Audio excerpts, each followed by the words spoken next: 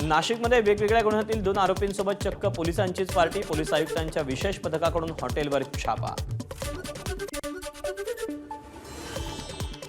ठाण्याच्या घोडबंदर मार्गावर वाहतुकीत महत्त्वाचे बदल। गायमुख घाट रस्त्यावर डांबरीकरण करण्यासाठी 20 मे पर्यंत दुपारी 12 ते 5 वेळेत अवजड वाहनांसाठी वाहतूक बंद।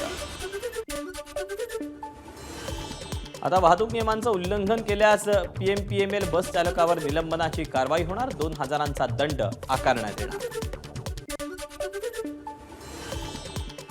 भाईंदर पूर्वच्या इंद्रलोकमध्ये बिल्डरकडून सुरू असलेल्या पायलिंगच्या कामामुळे जमीन खचली। जमिनीला लागून असलेला पालिकेचा आरसीसी रोड पण खचला। रोड खचल्याचा व्हिडिओ सीसीटीव्हीमुळे समोर। पुढील आठवड्यापासून महाराष्ट्रात जोरदार पावसाचा इशारा। कोकण आणि पश्चिम महाराष्ट्रात मुसळधार पावसाची शक्यता। छत्रपती संभाजीनगरमधील छत्रपती शिवाजी महाराज रेल्वे भुयारी मार्ग पाण्याने तुंबला। पहिल्याच पावसात भुयारी मार्गाची लखतर वेशीवर। सोलापूरच्या अक्कलकोट रोड एमआयडीसी भागात कारखान्याला भीषण आग। सेंट्रल इंडस्ट्री या कारखान्याला मध्यरात्री 3च्या सुमारास आग लागली। एकूण 8 जणांचा या आगीत मृत्यू।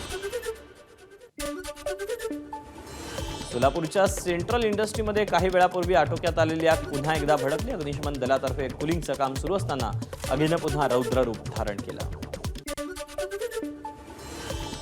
सोलापूर अग्नितांडवात 8 जणांचा मृत्यू। मृतांच्या कुटुंबियांना मुख्यमंत्री सहाय्यता निधीतून 5 लाख रुपयांचं अर्थसहाय्य। मसुरीच्या भट्टा गावाजवळ भीषण अपघात। कारची एकमेकांना धडक। यानंतर एक कार रस्त्याच्या कडेला असलेल्या दुकानात घुसली। तामिळनाडूत रस्ता खचल्यामुळे कार खड्ड्यात पडली।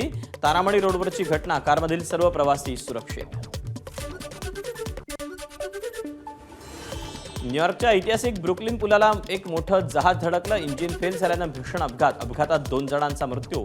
19 प्रवासी जखमी। दक्षिण चीनमध्ये मुसळधार पावसामुळे अनेक भागात नुकसान। 2 दिवसांपासून सुरू असलेल्या सततच्या पावसामुळे अनेक शहरांमध्ये पाणी शिरलं।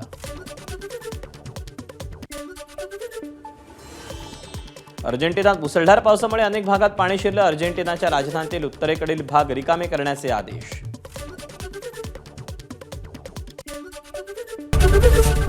एबीपी माझा, उघडा डोळे बघा नीट।